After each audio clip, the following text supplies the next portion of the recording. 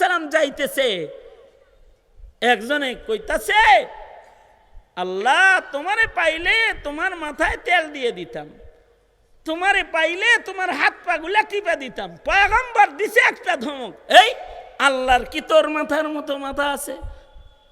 তোর হাতের মতো হাত পা আল্লাহর আছে, তুই টিপা দিবি আর তেল দিবি? দিছে ধমক।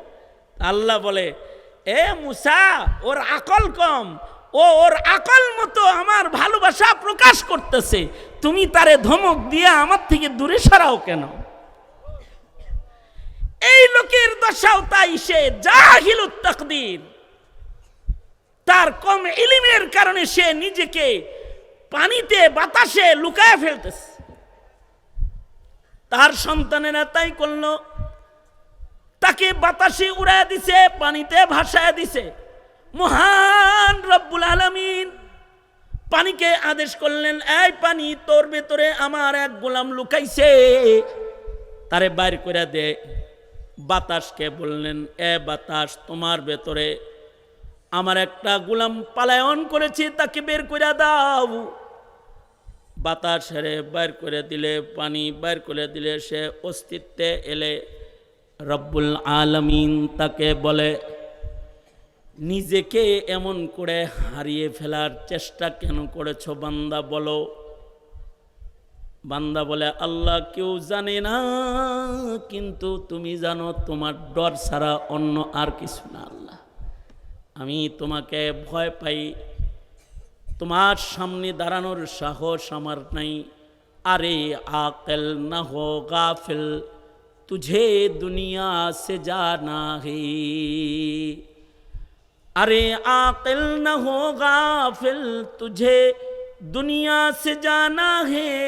तुझे एक दिन ये मोह अपनी रब को दिखाना है। तुझे एक दिन ये मोह अपनी रब को दिखाना है। এই যে রবের দেখাইতে হইব চেহারাটা, আল্লাহর সামনে যাইতে হইব, বাস এই ভয়টাই আমাকে এমনটি করেছে। আল্লাহ পাক বললেন, যাও, আমার ভয় তাকওয়াল্লাহ যেহেতু প্রমাণিত হয়েছে, তোমাকে মাফ করে দিলাম, ক্ষমা করে দিলাম। সারা জনম গুনাহ করে কিফিল নামক জালিম গুনাহ বর্জন করে একদিন আল্লাহর ভয় প্রকাশ করেছে। আল্লাহ তার সারা জিন্দেগীর গুনাহ মাফ করে দিয়েছে। পেছনে দাঁড়ায় দাও, সারা জিন্দেগীর গুনাহ মাফ করে দিয়েছে।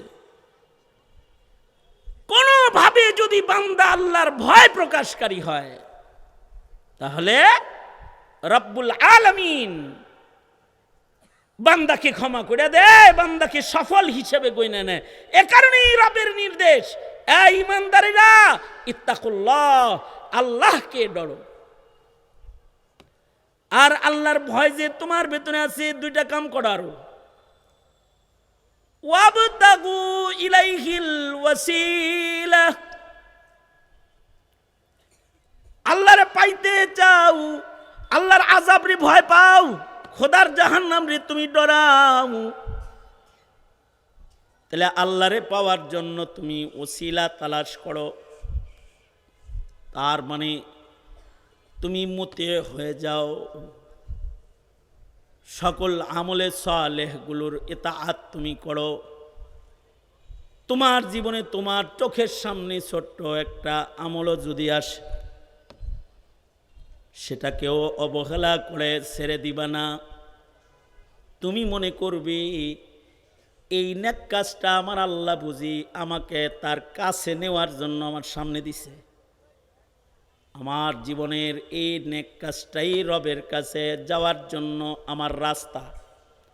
ওয়াবতাগু ইলাইহিল ওয়াসিলা, নেক কাজ সম্পাদনের মাধ্যমে ওসিলা ঢুঁড়। ছোট ছোট ছোট ছোট নেকির কাজকেও রবের কাছে পৌঁছার জন্য তুমি বাহানা বানায় ফেলাও। কারণ ছোট ছোট নেকির কাজের বাহানায়ও মহান রব্বুল আলামিনের শান, বড় বড় অপরাধীকে তিনি ক্ষমা করে দেন। বুখারী শরীফে আসছে, 100 খুনের আসামিকে সামান্য একটি মুজাহাদার কারণে আল্লাহ তাকে মাফ করে দিয়েছে। গুনাহ মাফ করানোর চেষ্টা করেছে।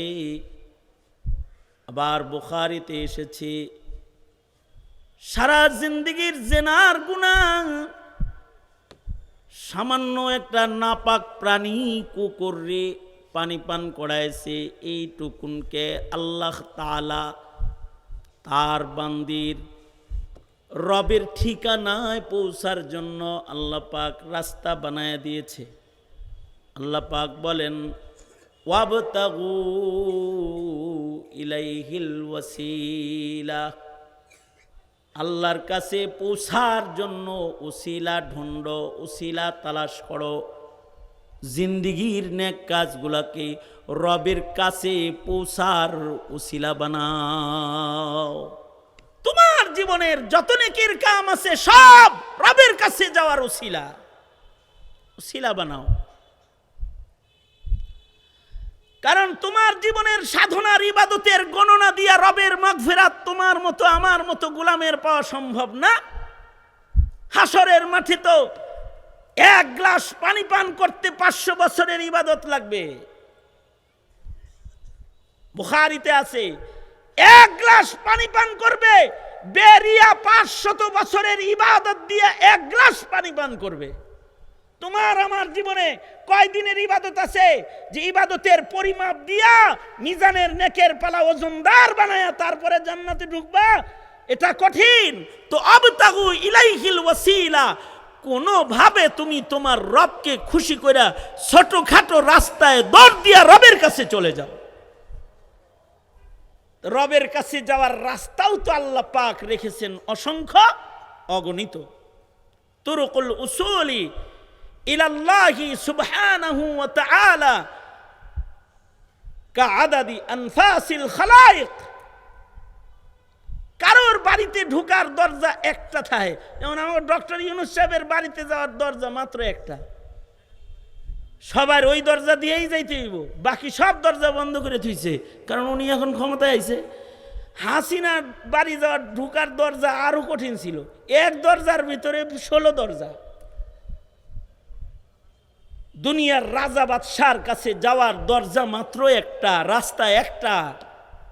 কিন্তু রাজার রাজা যিনি, বাদশার বাদশা যিনি, তার কাছে পৌঁছা তার গোলামদেরকে তিনি কঠিন করেন নাই।